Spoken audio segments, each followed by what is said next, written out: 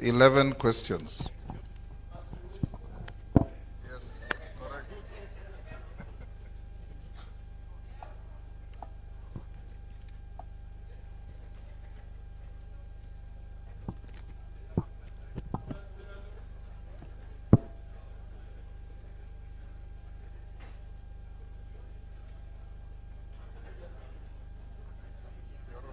Thank you, members, for those very insightful questions.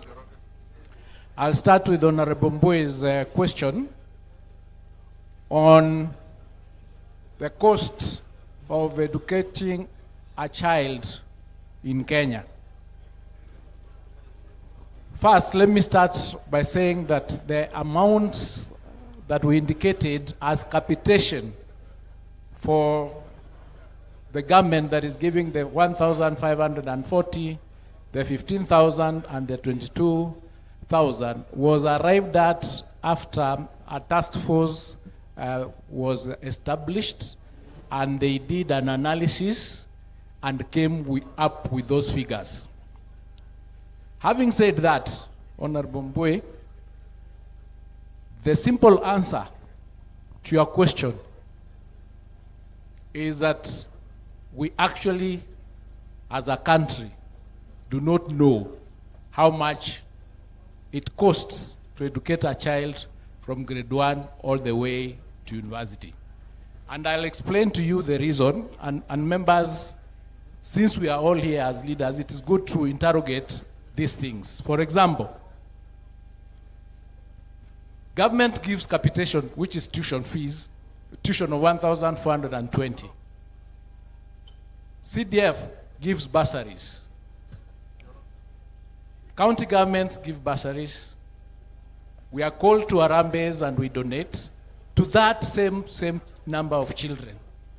There are other people, private sector, who also contribute. So no analysis, no actual analysis has been done to determine what is the actual cost.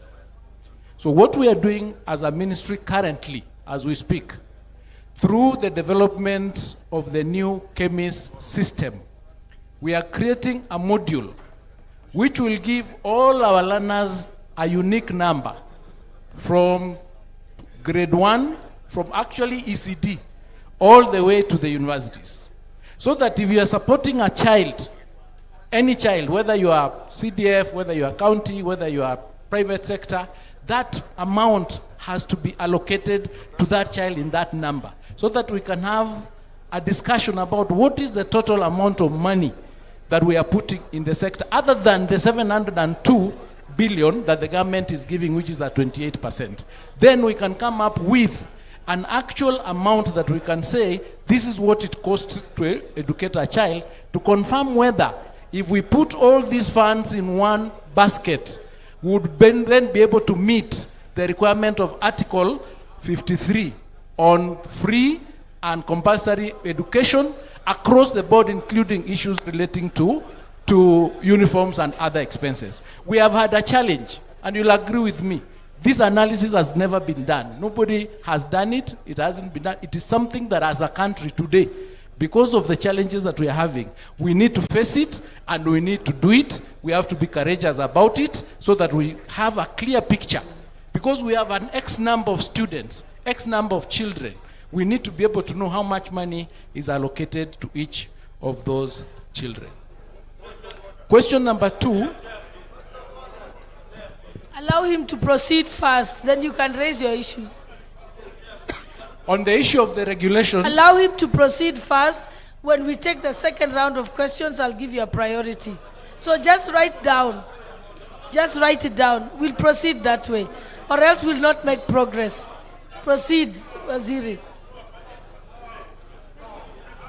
On the issue of the regulations that we normally issue as circulars, write it down, I'll give you a chance. We are reducing now those into a gazette notice, but also we are undertaking the amendment of the Basic Education Act, where a lot of these issues are going to be addressed through the Act and through the regulations that will be coming to you.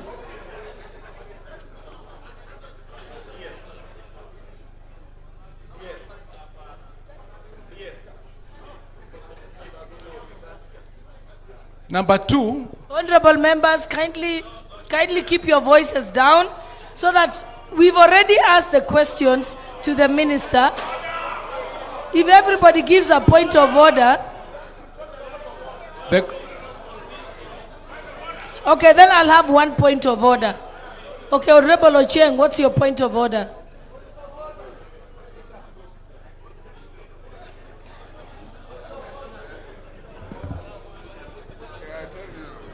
Thank you so much, Madam Speaker. Madam Speaker, the question asked by the Honorable Mbui is everything you would want to know in this country about education. This question, the answer to that question is everything about school fees. So the minister cannot tell us he doesn't know how much a kid costs to teach in this country. So on what basis do they give capitation for primary, for secondary? What basis are they giving us school fees for university? Madam Speaker, if we don't know how much a kid costs to teach, how do you budget? And number two, then who does the minister expect to do that analysis? Whom does he expect to do that actual science thing? It's a question that is mishandled, and it reeks, in my opinion, of lack of appreciation of what it's supposed to do. It has to be handled in the right manner. Okay, thank you, honorable members. The good thing is the minister has confirmed, he has said he doesn't know. So what we should be doing in the follow-up questions is giving him a time frame to present that before the committee. But he doesn't know. He can't guess. Order, members, order. Order. Order. Ochieng has made a point. Minister, you have heard. Now proceed to answer. thank you. Order. Sirma, take your seat. I've heard you, thank you. Take your seat.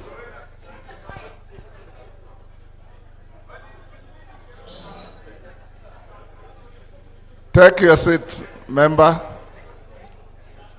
Honorable Bayer's question on the issue relating to distribution of... Waziri, yes. Order, members. You have your technical team here. Yes. You are at liberty to ask them to assist you, give you the numbers, the figures, so that you satisfy the House. And honorable members, it will be decent to listen. Even when the answer falls short of your expectations, we have another round to ask questions. Order. Con, Waziri. So on the question of distribution of the teachers and infrastructure to areas that have been left behind, so to speak, as a ministry, we are focused on doing affirmative action to ensure that these areas are provided for, and also the question of rationalization of the resources that we have and the teachers that we have, so that we can redistribute the teachers to various schools that do not have them. We have a rationalization issue, and this is being done by TSC. We've had discussion with them to see in schools that do not have teachers, and we have teachers in another area where we have more, that distribution needs to be done so that no place is left behind. In terms of ensuring that we provide the list of the infrastructure that has been distributed, that will be submitted to you so that each person can see what has been allocated to where, from when to when. So we'll provide, didn't come with it, we'll provide that particular list. Honorable Patrol's question on the number of students that we can cap on the number of schools where these students select. The policy of government is that students select the schools that they would like to go to. So what happens is, in this particular transition that we did, students were allowed to select 3 schools from each category. So they were allowed to select 3 schools from C1, 3 schools from C2, 3 schools from C3, and 3 schools from C4. Now, the reason why some of the schools received more students is because they did not have Form 2s. So they were allowed to increase the capacity a little bit because they had an extra classroom. That's why some of the schools who had indicated that they have, for example, capacity for 500 were allowed to take an extra 200 because that capacity is available in those schools. So what is going to happen is once we complete this exercise on Friday, we are going to look at the exit report on the numbers. How many students have gone to C1, how many have gone to C2, how many have gone to C3 completely and C4, and determine the schools, for example, that did not get the numbers. Then we'll have a discussion on what we are going to have to do with those schools. But we'll only be able to reach that decision once we have the exit report of the final placement.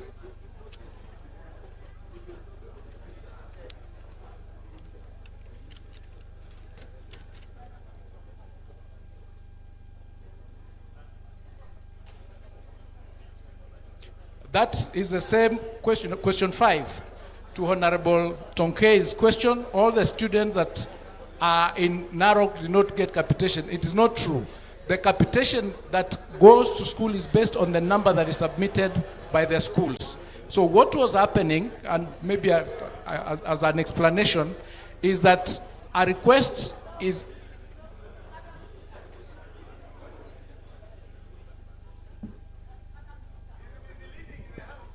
Let him finish his sentence and I'll give you a chance. Honorable Tonkei, he hasn't completed answering you.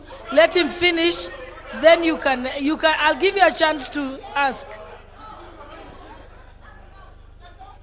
So I was explaining that in senior school, 22,000 shillings is sent to schools for the students. That money is sent as 50% in term 1. As a policy, it is not. Honorable Tonkei, what's your point of order?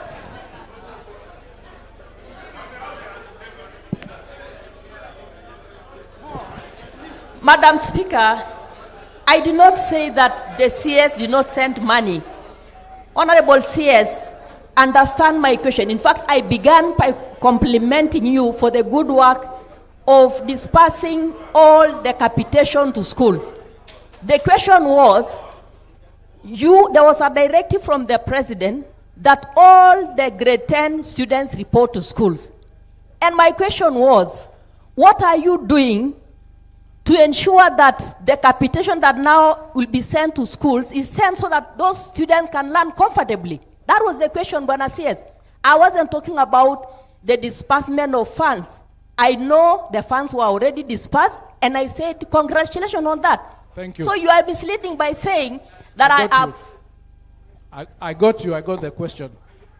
The students that were directed to go to school without school fees and uniforms were the 8% that were remaining, because 92% had already reported.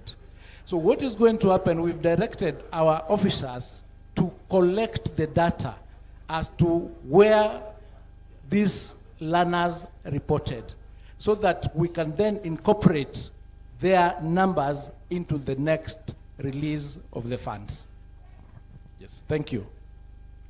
Now, the 3 pathways that have been created for grade 10, what is happening is the categorization of the schools were done on the capacity of what they can offer in terms of the 3 pathways. There are C4 schools who have the capacity to offer the sports section or the sports pathway, and that is how the students were placed into those particular institutions. Because we were placing students based on the cluster of what they have performed, and that's why you notice that only 10% are doing that pathway. So the schools that they have been placed are schools that have been determined to have that capacity, but we are continuing to improve the infrastructure as we receive resources to ensure that these pathways are provided for through the available infrastructure, so that the students are learning in an environment that is conducive. To Honorable number, I think I'm in number 5. Number 7, Honorable Mishi's question. Here it is. The problem of paying BOM teachers. As I've indicated, there is a shortage of teachers even as we speak. The government has done 100,000 teachers as of this year, and we are going to do another 16,000 teachers on the year 2026-2027 to cover those shortages. And we've agreed with TSC that they would need to reallocate and ensure that we have enough teachers in some of the schools that are lacking so that there's fair distribution. And I've talked about rationalization. As you will see, once we have the exit report that I've indicated, some schools will not be having grade 10 students and they'll not be having Form 2 students. So they'll be having only Form 3 and Form 4. So TSC would now sit and reallocate those teachers to the schools that do not have enough teachers as we continue to cover that gap so that eventually we have a fair distribution of the teachers across the country. I indicated also that fees has not changed. Bwana Sugut, can you give the list? C1, how much, C2, like that, of that fees, because you've got it there. The actual fees that is payable.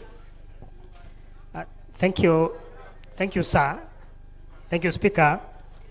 Now, for the fees is in 2 levels. The capitation by government is 22,244, which is uniform in all schools. Yeah. That is secondary schools. Proceed and give the figures, then members can question it. So let's allow him to give the figures and then we can question. We can interrogate. So the figures for secondary schools, the capitation by government is 22,244 for all the schools. What is payable by parents is boarding fee.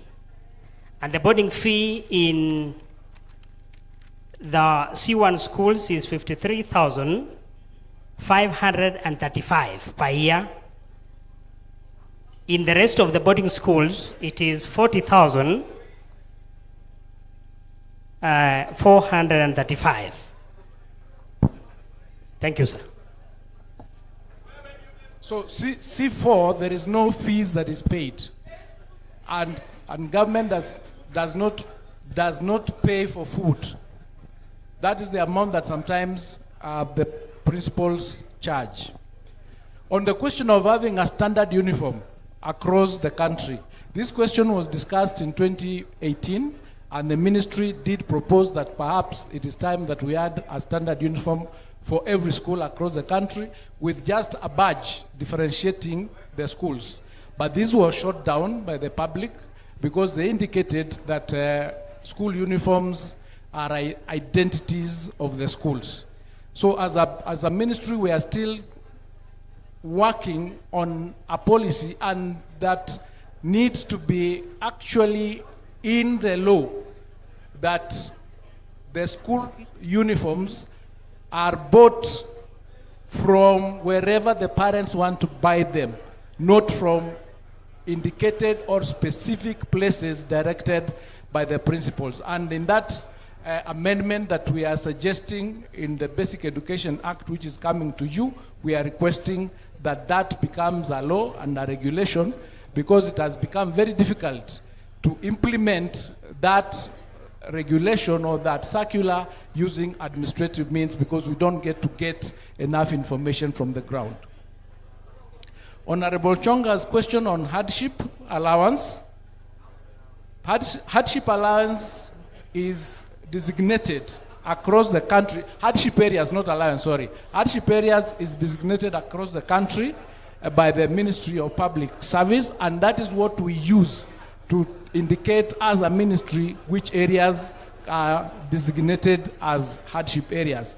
But I know that there is discussions going on the harmonization of all the hardship areas across the country, and perhaps that regulation is also coming to you through the regulations committee to ensure that at least each and every part of the country that has hardship is designated as such, and everybody in government would be able to utilize that. The question of the deputy principals, I will liaise with the TSC to find out why in Kilifi South the principals have not been sent there or they have not been deployed.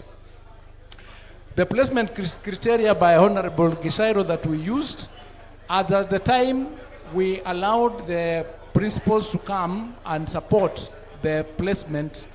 We had already done 8% of the placement through the chemist module system that we were using. But there was a hue and cry on the ground that the principals were saying we also need to be involved in participating in the revision. So the 12% portion, we allowed the ministry to participate or to work with the principals in the placement of those students. The system was not interfered with. As far as I know, it was being managed from the ministry. Thank you.